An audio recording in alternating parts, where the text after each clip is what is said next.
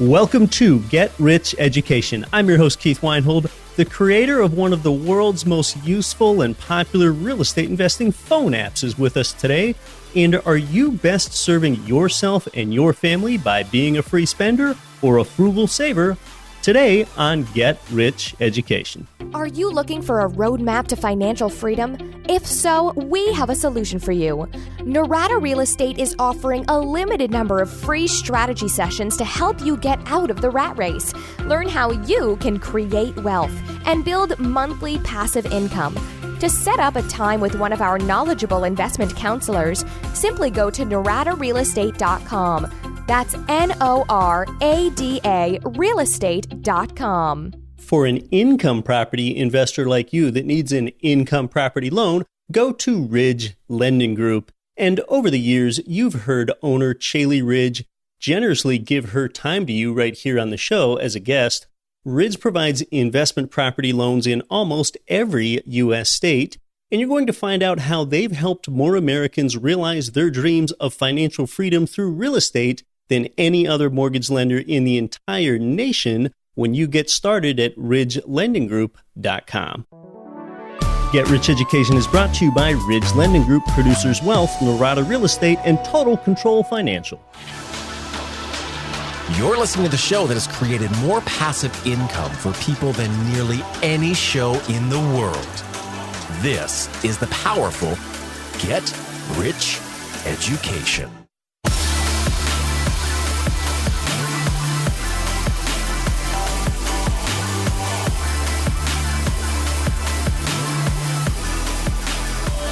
Welcome to Get Rich Education. I'm your host, Keith Weinhold, and you are back in the land where financially free beats debt free.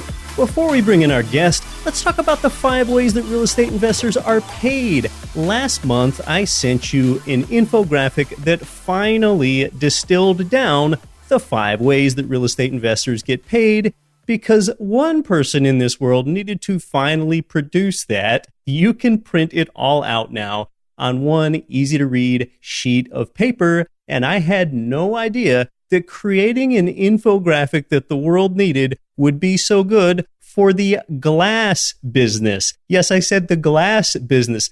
People don't often print things out on paper anymore, but some of the more interesting feedback I received came from Sean in Salisbury, Maryland, and Liz from Hamilton, Ontario, Canada, where you each told me that you bought a piece of glass to put flat down on top of your desk so that you could put the 5 ways infographic underneath it, which was amazing to me. So that infographic that I had a graphic designer make after about 6 different draft versions, it breaks down how a 51% rate of return from your first year of strategically purchased buy and hold real estate is possible.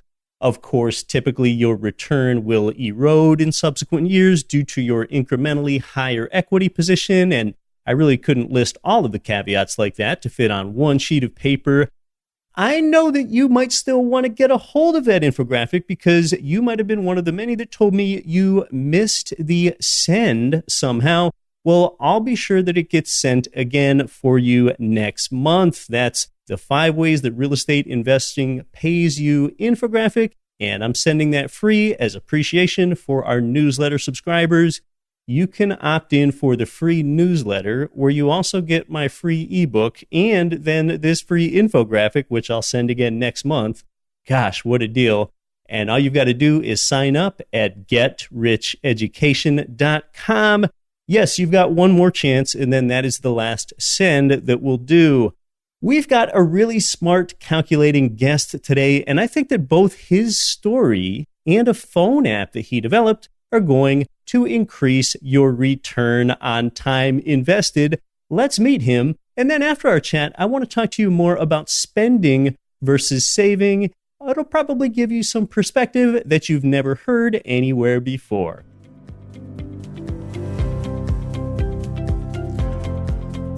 Today's guest is a U.S. Navy veteran, real estate investor, and entrepreneur, and he and his wife have now built up a 35-unit rental portfolio, and they did it from zero in just 4 to 5 years. Their properties are spread out across 4 states. He's based in San Diego. His portfolio generates $11,000 in monthly passive income, and it requires less than 1 hour a week for him to manage. He is the founder of the DealCheck app. It's the leading real estate analysis platform for quickly analyzing and comparing rental properties, including flips and commercial buildings as well. DealCheck is actually used by over 50,000 real estate investors, agents, and professionals all around the world, so it's got a pretty good following. Welcome to Get Rich Education, Anton Ivanov. Hi, Keith. It's great to be here, and thanks again for the invite. Before we talk about your app, tell us your story and how you got started in real estate investing. Sure. So I was actually born in Moscow, Russia, pretty far away from the sunny San Diego where I live now. And right around when I was 15, so high school age, my family immigrated to the United States and we settled in Southern California, where I still live. And out of high school, I actually joined the U.S. Navy, went active duty on a 6-year contract, and spent most of the forward deployed in Sasebo, Japan. So little town in southern Japan, was on a ship over there for quite a few years. And under some unfortunate circumstances, I basically became an accidental landlord, as I like to call it. Both of my parents passed away pretty close to each other in 2008, 2009 or so, and they owned a condo in San Diego where they used to live, and after their passing, I got that property. Definitely don't wish it on anybody, but that was the way I actually got started with real estate without going through the process of buying that house.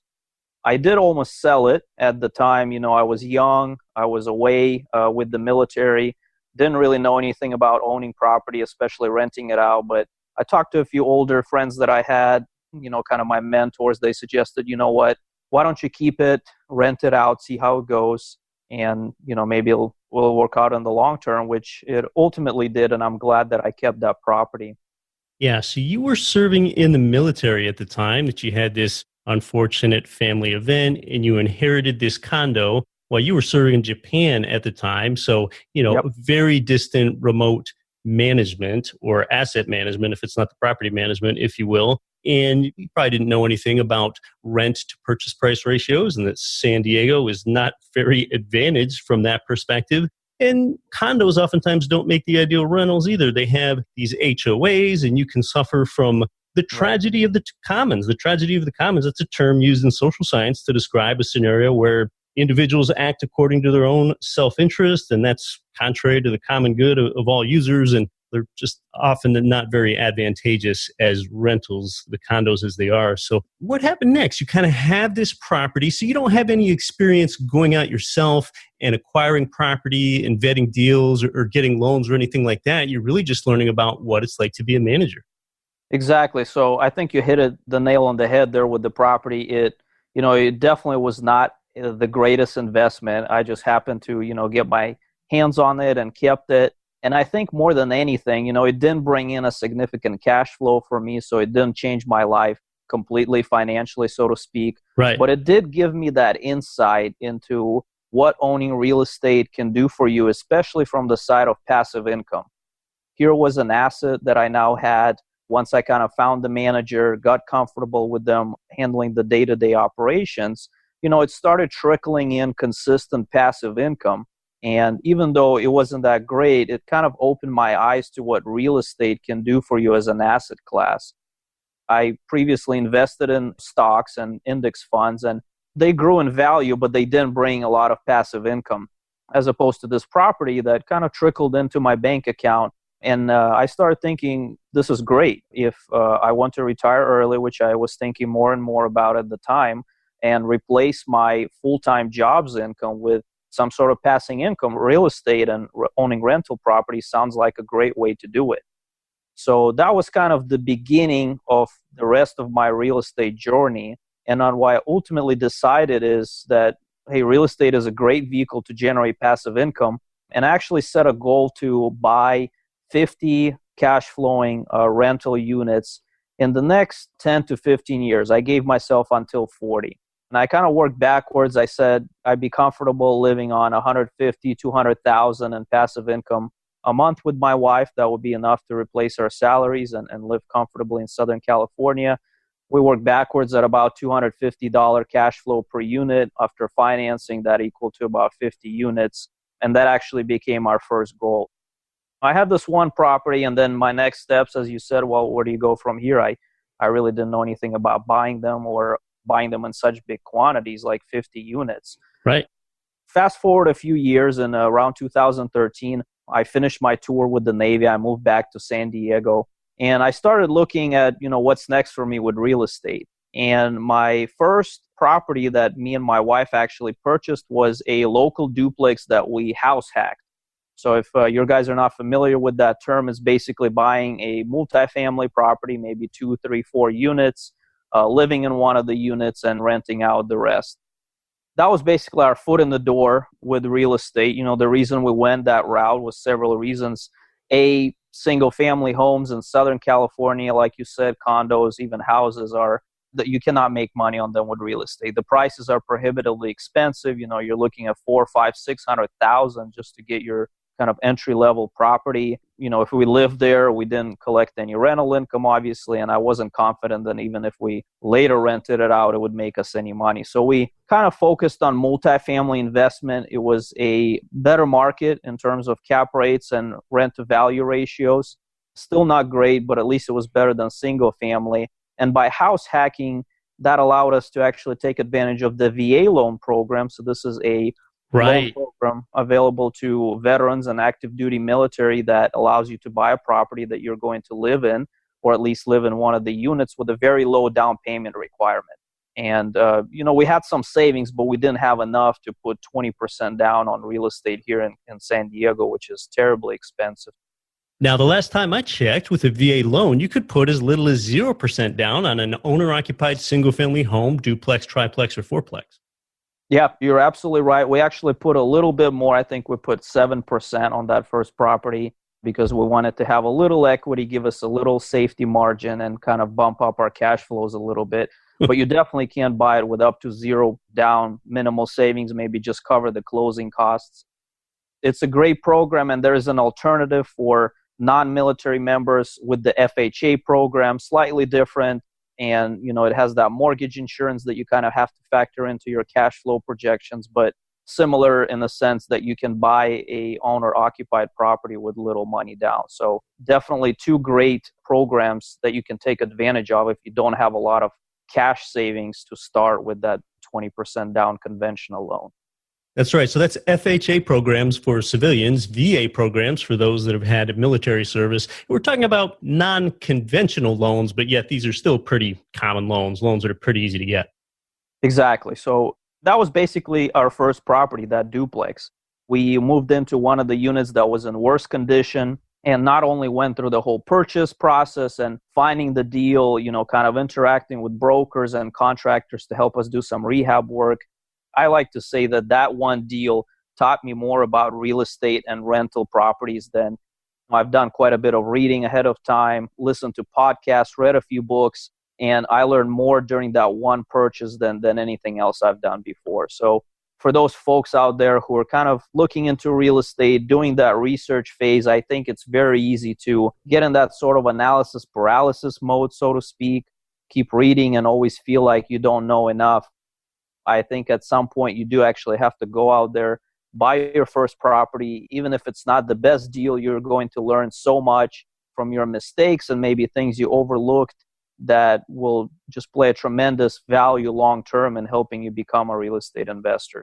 The best way of learning is doing. And I was just talking about it on the last episode, Anton. Uncertainty is such an impediment in an investor's mind. What's one way to eliminate uncertainty? Get in the game and know how it actually feels. So now you do know how it feels with this confidence that you gain from the duplex. You still own and rent out your parents' condo, but you've realized that the best numbers and the best ratios of rent income to purchase price take place in other parts of the country. So tell us about that.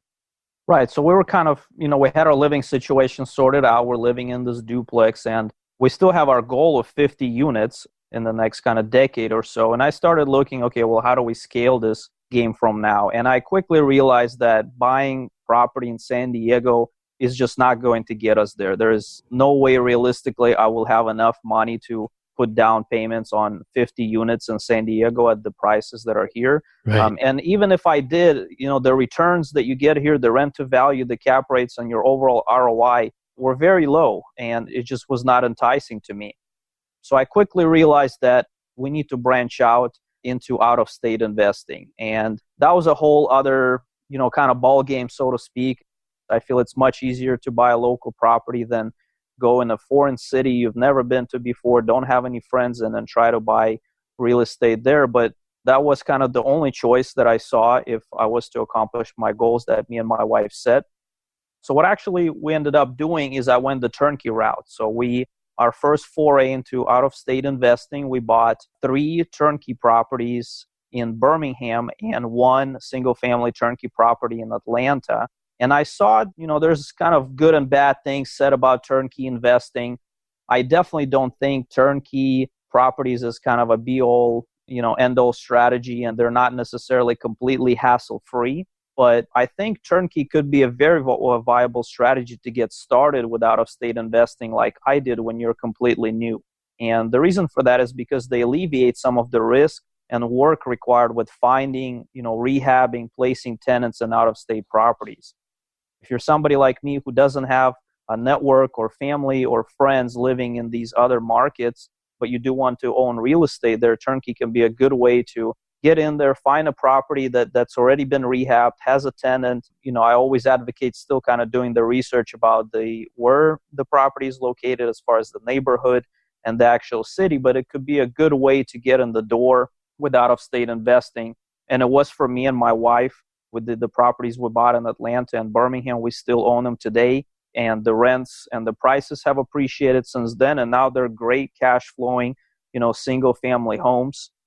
I can't say that, we didn't have kind of your typical maintenance issues and tenant turnover. Sure. I think you're going to have that with turnkey property or any other property for that matter. But it is kind of a good acquisition strategy, especially for new investors, that obviously me and my wife took advantage of, and it worked well for us. So you're no longer full-time military duty at this point. You do have an active day job and a W-2 income, as does your wife, to help fund these purchases. A lot of people look at real estate, and I hear a lot of folks that say, man, I want to do real estate full-time. And that's great. But what I found with real estate investing, especially buying rental properties, if you want to scale your portfolio quickly and basically keep growing it to the point where now you generate 5, 10 or even more thousand of passive income a month, you need to fuel that growth with something. I think for most investors, the first few years of your portfolio, the first properties you buy, you will need to self-fund them. Even if you're taking advantage of the VA FHA program, once those are exhausted and you move to conventional loans, with 20% down, that money will need to come from somewhere. So what me and my wife did is we basically made a decision, look, we're going to keep working and, work on our kind of careers and try to excel in them.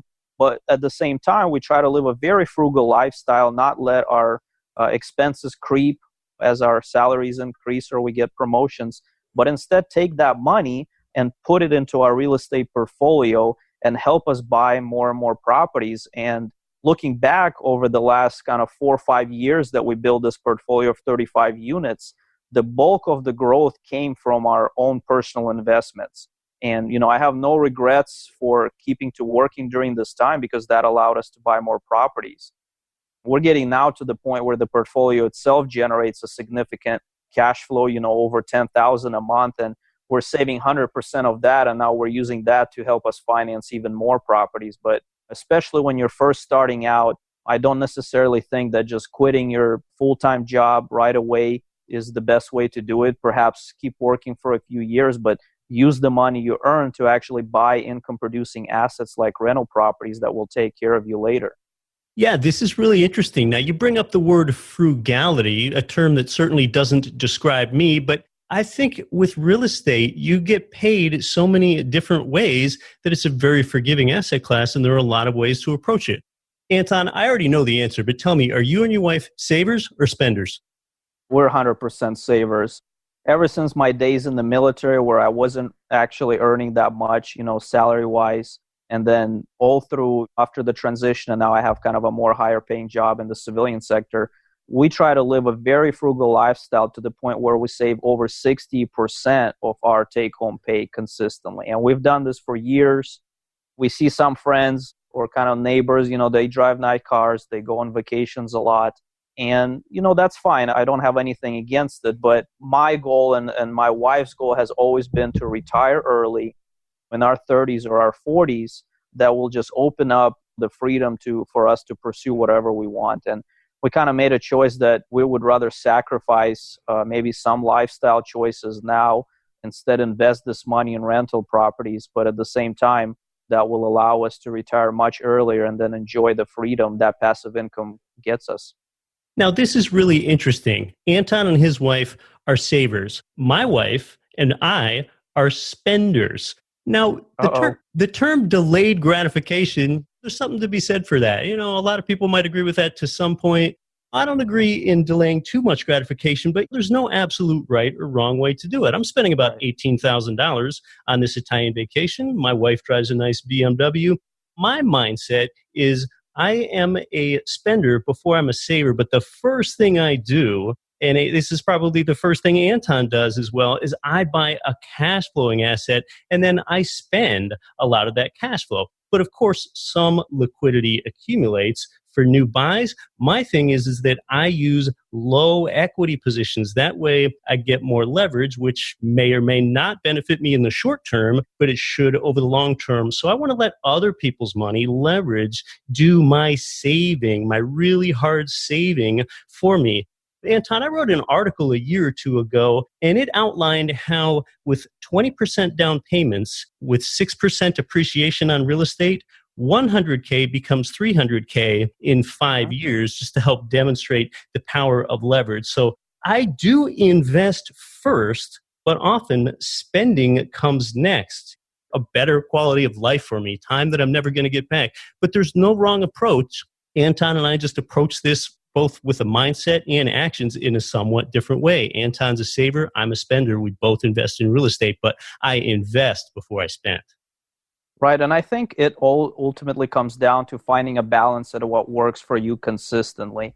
You don't want to lie to yourself and say, hey, I'm going to save 60, 70% of my income, and it goes fine for maybe a few months, and then you break down and blow all of your savings. I think what you're doing, between you and your wife is being honest with yourself and finding that comfort balance between spending, enjoying life now, and kind of having a lifestyle that you're happy with today. But at the same time, you are saving some money and buying more real estate. And I think that's great because that's something that you can consistently keep up with, as opposed to somebody who kind of goes through extreme periods of saving and then maybe blowing all their savings. I feel that's much more counterproductive than what you were doing. I know when you and your wife did expand your portfolio through a lot of prudent savings, you expanded into Kansas City in addition to Atlanta and Birmingham. Tell us about your Kansas City investing experience distantly. Sure. So once we kind of got comfortable with out-of-state investing by buying these 4 single-family turnkey properties, we took about a year and a half to replenish our savings. And once we had enough to buy more properties, turnkey properties worked out great for us. At that point, my experience built up, my comfort level built up, and I felt that, I could do better and get better returns by going the more old-fashioned way, which is building a local team, finding value-add opportunities, doing some more extensive rehab work ourselves, and then leasing them out. And that's exactly what we've been doing most recently in Kansas City, specifically with multifamily properties, fourplexes or bigger. The reason we're going the multifamily route, there's nothing wrong with single family. I feel like since our goal is to reach 50 units, kind of buying, fourplexes or bigger at a time makes a little bit more sense. We can buy 4 units, instead of 1 at a time. There's less management hassle and overhead with different tax bills and property management statements. So I think multifamily investing scales a little bit better when you want to get to a large number of units. So it's definitely worked out for us and a lot of folks I know. At the same time, building your own team, finding your own deals, doing your own rehab is a lot more work than turnkey properties. It probably took me between 8 to 10 months to establish a team in Kansas City, meet all these people, fly out there, learn the different neighborhoods, where the properties that I wanted to are located, basically do as much as I can to understand Kansas City without actually living there. And then actually starting to source deals and building up my kind of acquisition funnel, so to speak, which for the most part have been off market because there's a lot of investor activity and the MLS is fairly light on good deals. So I can't say it hasn't been, work. It's definitely been a lot of work, but I feel like it paid off. At this point, we have a very good management team, a very good team of project managers and construction or / rehab crews that can do pretty extensive work. And I think we will continue buying multifamily there for the foreseeable future and actually looking to move into some commercial residential real estate, maybe in the neighborhood of 10 to 20 unit properties. I think that's just a natural progression for us at this point to help us reach our goal of 50 and probably even more units.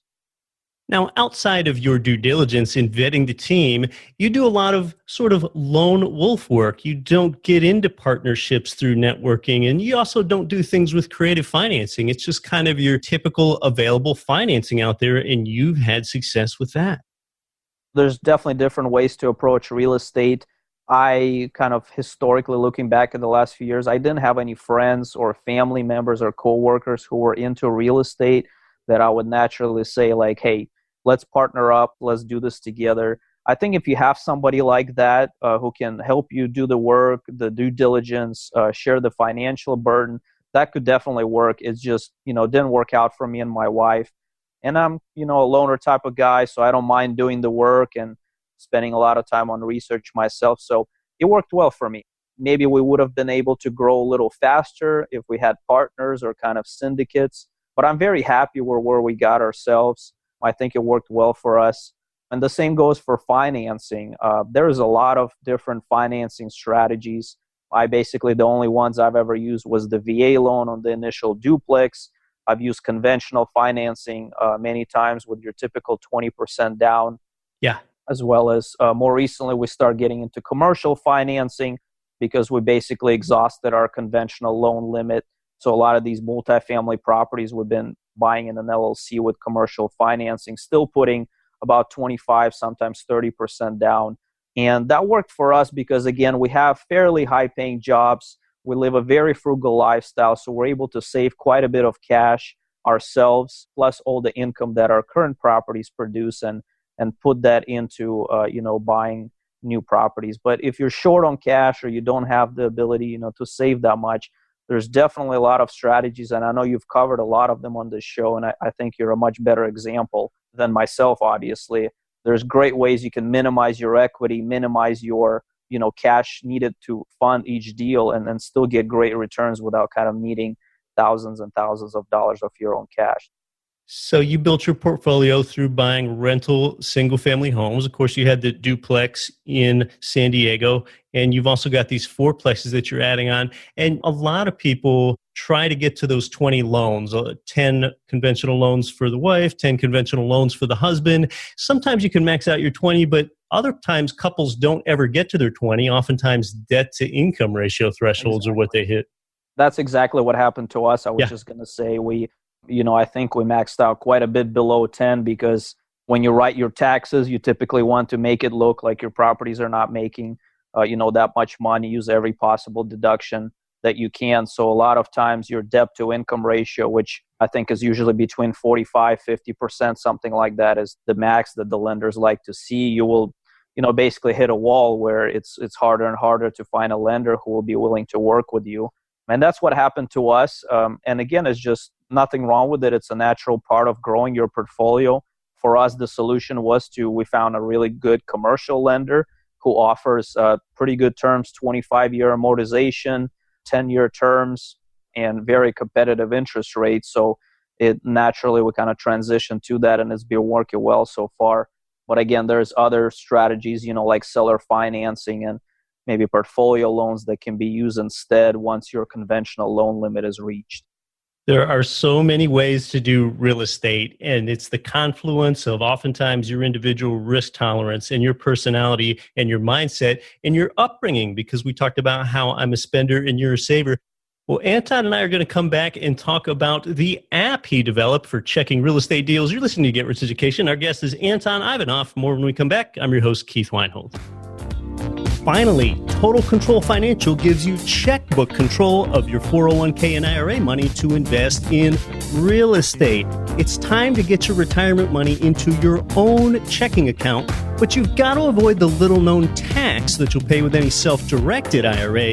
Instead, it's time for the QRP. Learn more and get a copy of the QRP book by text messaging the letters QRP to 72000. That's text QRP to 72,000. MC Lobsher is the host of the top-rated business and investing podcast, Cash Flow Ninja, and also the president of Producers Wealth. Producers Wealth assists people in creating, protecting, and perpetually multiplying wealth in any economy through creating processes that help them increase their production, provide them with liquidity, passive income generators, and opportunities for enormous growth. Learn more about their time-tested and proven systems at yourownbankingsystem.com. This is our Rich Dad, Poor Dad author, Robert Kiyosaki. Listen to Get Rich Education with Keith Weinhold. And the reason I respect Keith, he's a very strong, smart, bright young man.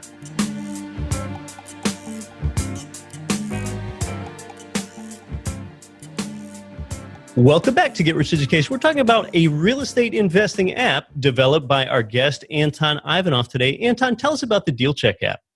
So DealCheck actually started as a small side project a few years ago, and as most of you know, doing due diligence and running cash flow projections on potential rental properties is absolutely one of the most crucial steps in helping you become a successful real estate investor. At any given time, there's thousands of properties for sale, and in each market, and one of your jobs as an investor is to find the one that will bring you the best returns, the best cash flow. It's a good amount of work that goes into doing that analysis. So a few years ago, I used Excel like a lot of investors I know still do, and kind of had some spreadsheet going where I would run these numbers. Sure. And there's got to be a better tool. And I specifically was looking for something I can use on my phone or my computer. This was back when I was driving around looking for that duplex here locally. I'd go to an open house. My agent will give me some numbers, and I want to plug them in right away and just kind of see, hey, what's my cash flow going to be?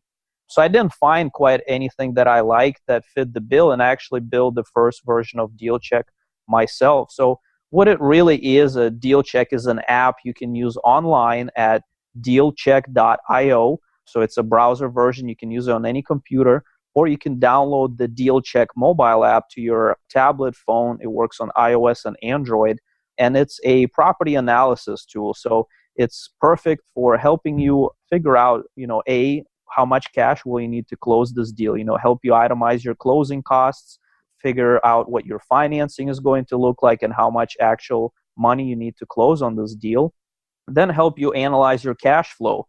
What's your total expenses going to be per month or per year, what your net operating income is going to be.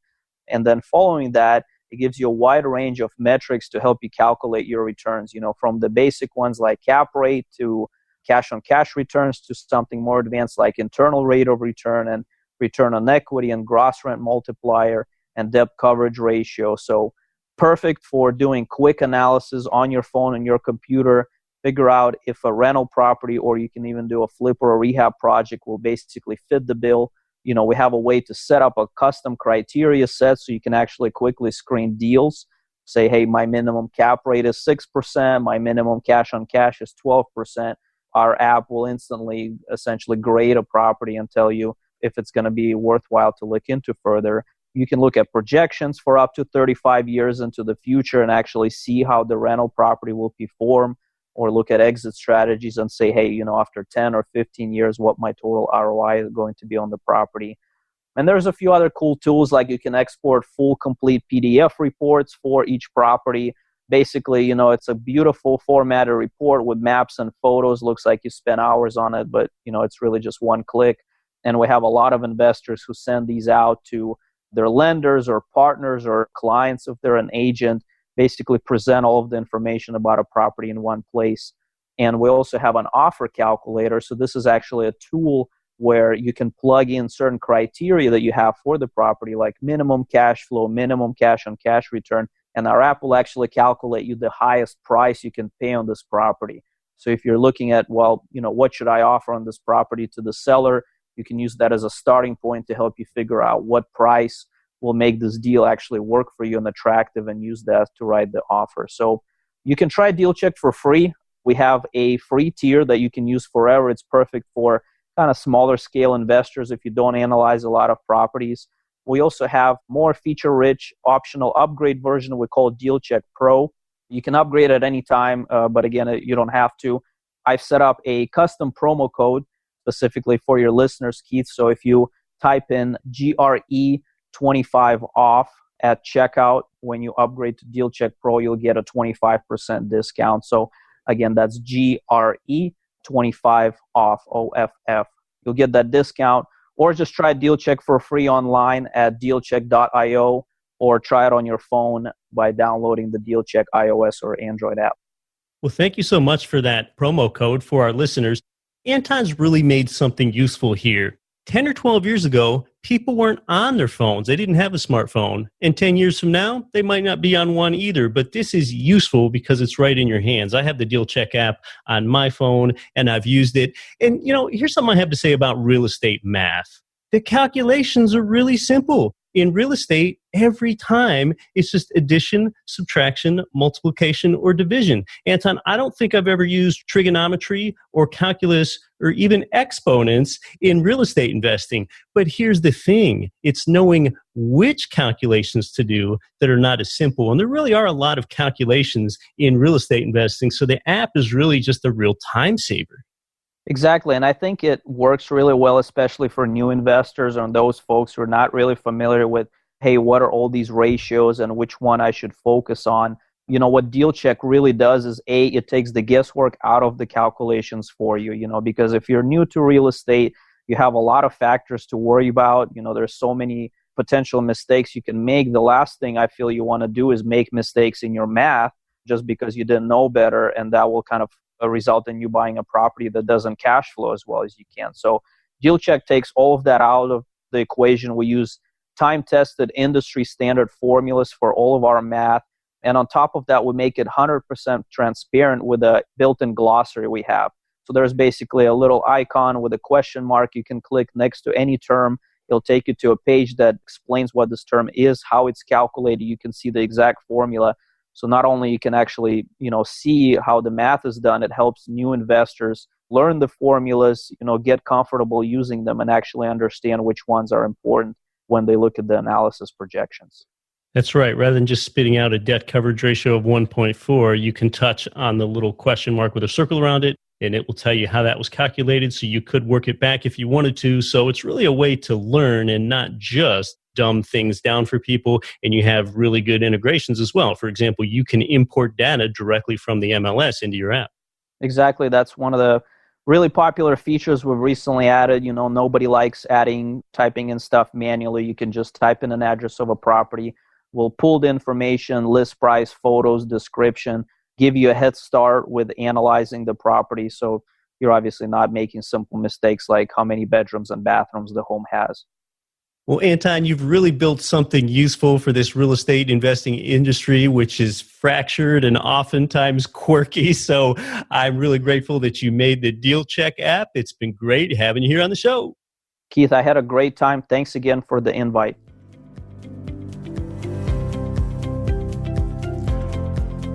I hope that you like that. I invited Anton onto the show for you because he's got an app that I think you're going to find really useful. Anton and I each had our early real estate investing experiences in our home markets, his in San Diego, mine in Anchorage, but we soon learned, just like you probably did, that the numbers work better in other markets, and there's a turnkey infrastructure that you can tap into so that you can invest into other markets conveniently. So the next thing we each did was buy turnkey real estate in the Midwest and South. It sounds like Anton and I are both investors first, so we have that in common. If you couldn't tell, what I found most interesting and what you might find most interesting is that he says that he and his wife are savers. I classify us as spenders. In fact, I think this show is probably going to be titled Spenders versus Savers, and I didn't really see our discussion going that way. Anton says he and his wife live life very frugally financially. They're savers. I think some people are afraid to admit or say that they're spenders. Well, I am one, although I'm still an investor first. I would say that if you're going to be a substantial spender of your rental property's cash flow, well, then you had better have a great income plan to feed that then. Now, I do accumulate some liquidity, but I use that word liquidity more often than savings, just partly due to the connotation linking savings and financial frugality. Whatever, maybe that's all just semantics. I say be frugal with your time, not your money. My quote-unquote savings accounts are locked away in property equity. Leverage can make that grow fast. When it's trapped in equity, it's also difficult for me to consume that equity. It is illiquid, and there's less temptation to spend that. Well, what if the market takes my equity away? Because leverage can also make equity disappear fast. Well, for one thing, I'm in more stable markets where that's less likely to happen. But what if it does happen? Well, then, rather than devoting more of my cash flow to spending, perhaps more of it would get allocated, accumulated in liquidity, rather than spending. What do you want to be frugal with? Your time or your money? Which of those two? If you listen to this show, what do you think is a more abundant resource? Time or money? If you think money is a more abundant resource than time, then wouldn't you be more frugal with your time than your money? Or maybe you perceive money as more scarce than time. I myself have seen a lot of money come and a lot of it go too. Yep, I am a high velocity of money person. I'm confident in being a spender because ultimately I feel like I know how to make a good income. I can back it up. In life, if any activity or interest out there is worth doing, that activity is worth doing well. I think life itself is just the same. That's why life is worth doing well. I could totally have a larger real estate portfolio if I were financially frugal. I'm frugal with my time, not my money. And it sounds like Anton is different. And that's okay. That's a different angle. But again, importantly, he and I are both investors first. And they're spending, and then they're spending profligately as well. Sometimes I fly first class, but I don't have first class seats on every flight. There's just really no right or wrong answer here. It's just how I choose to do life. And that's why this whole thing is called personal finance. It is personal finance.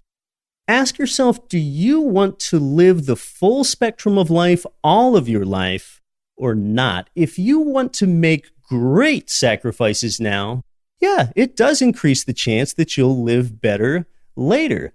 So do you want to live your best life now or live your best life later? I'm trying to do both as best I can. That's how I think of abundance. Here, I think I've got a great example for you on living the full spectrum of life at each age and chapter of your life. Okay, a few summers ago, I wanted to break the 5-minute mile, run a mile in under 5 minutes. That was something that was important to me, influenced by my upbringing, that I run a mile in under 5 minutes. And yes, that is a little longer than 4 laps around a standard 400-meter track. And I wanted it to be at a U.S. track and field certified event so that I know that the sub 5 mile would be legit. Now, it often surprises people that I don't manage the rental properties that I own in my own hometown. More than that, I don't even mow my own lawn. During the summer, I pay someone $60 to have my lawn mowed each week. Well, that's the stuff that opens up time so that I can pursue other interests exactly like training to break the 5-minute mile. So I'll tell you here my mindset that goes into decisions like that. Can mowing your lawn lead to any great accomplishment? No, it never can. Can mowing a lawn be outsourced? Yes, it can. That's why I have never mowed my lawn once. But look, to a frugal, and even pretty reasonable person, this is a valid angle, they might look at this situation and say, dude, really? You're paying $60 to have someone mow your lawn when you're a more than able-bodied person while you're out training harder to run in circles faster? I can simultaneously hold in my mind that both angles are valid. But look, it's extremely improbable that I could have sacrificed it all now and deferred the sub 5 mile until age 50. I don't know if I could physically do it then. This is what I mean about living the full spectrum of life during each chapter of your life. Anton had a different upbringing than I. He lived his first 15 years in Russia, then he was in the military. Well, of course that means that he's going to value things differently than I do. In fact, his frugality has enabled him to accomplish passive income real estate goals faster than me. From the time he bought the duplex until today, which is less than 5 years, he's got $11K in passive monthly real estate income. I owned my first property, a fourplex, 5 full years before I even had my second property, and it took me a total of 12 years from buying that first fourplex to get out of the rat race. Well, Anton is well ahead of that pace, and I think that his frugality is the difference. That is a measure of success for him. That's just a different type. Good for him. That's what he values. Another cool thing about Anton is that I've read that 85% of people are dissatisfied with their day job. Anton still has a day job, and he tells me that he loves his day job. Well, good on him again. I'm just being really open with you. As a day job employee, I never woke up excited to go to work Monday morning. Like, never. Perhaps Anton is. Well, that's cool. That's great. He found something that I never found. Now, today, I'm excited to get up on Monday morning and every morning because I don't have a day job. I'm not always going to agree with every guest we have on the show here. In fact, I think that we disagree about frugality is what made this episode most interesting. Simultaneously, I just don't find either of us wrong. You have got to do you, and the world would be pretty boring if we were all the same. The DealCheck app is a free app. If you like it and you find that you want more features, you can upgrade to premium and get 25% off by using the 8-character promo code GRE25OFF. Thank you to the talented Anton Ivanov and his great story today. The 6 different sub 5 mile attempts that I made resulted in times of 5 minutes, 15 seconds, then a 5:10, 5:05, 5:03, and excruciatingly close 5 minutes, 0.1 seconds, and then the last one on a day that I'll always remember when most of my friends no longer came to watch me because I had missed the mark 5 times, and it was only my wife and 2 friends, 4:59.62. I made it by less than 0.4 of a second. I lived one of my daydreams. Don't quit your daydream. Nothing on this show should be considered specific, personal, or professional advice. Please consult an appropriate tax, legal, real estate, financial, or business professional for individualized advice. Opinions of guests are their own. Information is not guaranteed. All investment strategies have the potential for profit or loss. The host is operating on behalf of Get Rich Education, LLC exclusively. Ranked by Forbes as one of the fastest growing cities, Orlando, Florida has a big and diverse economy, yet still features affordable rental properties that cash flow. Our boots-on-the-ground turnkey provider, Greg Bond, wrote a special report to help you discover the amazing market of Orlando. Request your free copy today. Visit getricheducation.com/Orlando. That's getricheducation.com/Orlando.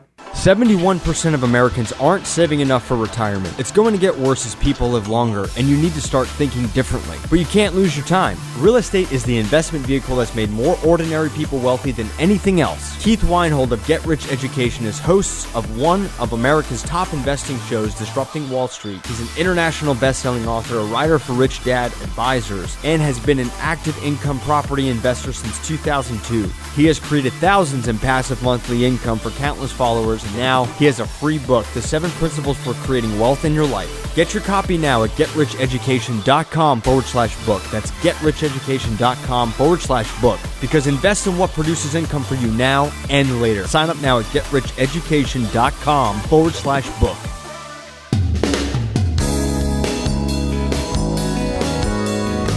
The preceding program was brought to you by your home for wealth building, GetRichEducation.com.